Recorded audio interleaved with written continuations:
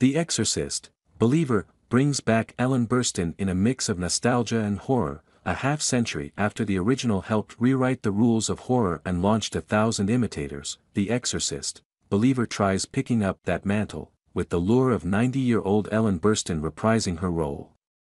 The nostalgia factor elevates an otherwise slow-building film that maintains an eerie creepiness before fumbling through a slightly muddled climactic act. It's hard to overstate how shocking the original The Exorcist was in 1973, based on William Peter Blatty's novel about demonic possession, changing, among other things, how a lot of people look at pea soup.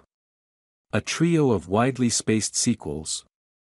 One prequel, endless cable specials and countless knockoffs have followed, further evidence that when a title is this iconic, it's hard to keep a good demon down. That seems to be the plan with Believer, which hails from horror factory Blumhouse and director David Gordon Green, who oversaw the recent Halloween trilogy.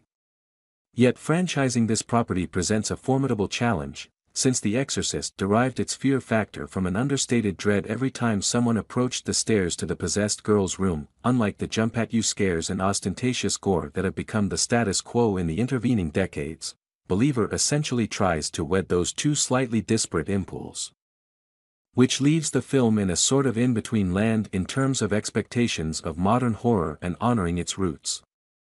The same goes for Burstyn's extended cameo, as the frantic dad, Victor. Leslie Odom, Jr., grudgingly reaches out to her. Chris McNeil, who it turns out wrote a book detailing her ordeal. Victor is raising 13-year-old Angela, Lydia Jewett, alone, having lost her mother when the girl was born. The two seem happy enough, which doesn't prevent Angela from venturing into the woods with her friend Catherine, Olivia O'Neill, engaging in a ritual that might help.